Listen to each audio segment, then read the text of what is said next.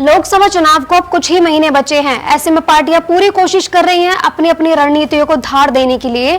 और तो और बीजेपी को कैसे 2024 के दंगल से बाहर निकाला जाए, इस पर भी लगातार एड़ी चोटी का जोर लगा रही हैं।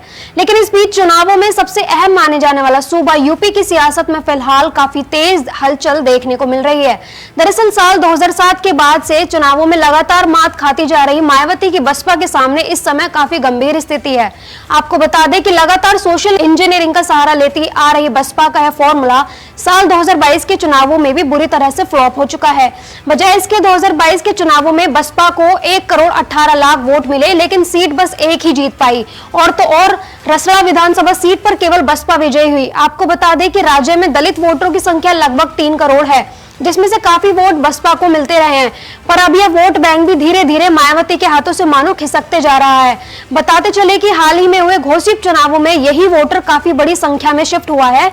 हालांकि इस चुनाव में बसपा ने अपना प्रत्याशी चुनावी मैदान में नहीं उतारा था और तो और बसपाइयों को वोट न देने और साथ ही नोटा दबाने की अपील भी की थी, जिसके चलते बड़ी संख्या में दलित वोट बैंक शिफ्ट होने से बसपा की रणनीति बनाने वालों की मानो नींद ही उड़ चुकी है। गौरतलब है कि साल 2017 के विधानसभा चुनाव में बसपा को 1 करोड़ 93 लाख वोट मिले थे और तो और उस समय पार्टी को केवल 19 सीटें ही मिली थी। और फिलहाल लोकसभा चुनाव की तैयारियों को लेकर बसपा ने कैडर कैंप भी शुरू कर दिए हैं और तो और साफ तौर पर कह डाला है कि सर्व समाज पर ही ज्यादा से ज्यादा फोकस करना है, जिनमें खास तौर पर आर्थिक रूप से पिछड़े सवर्णों को भी जोड़ने को कहा गया है।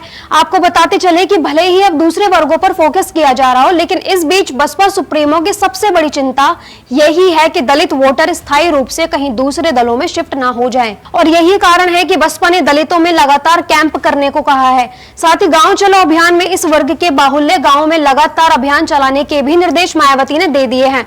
तो दूसरी ओर बसपा सुप्रीमो 24 की तैयारियों को लेकर सख्त मोड में भी नजर आ रही हैं, जिसके चलते लापरवाह, निष्क्रिय और अनुशासनहीन नेताओं को बाहर का रास्ता भी दिखा रही हैं।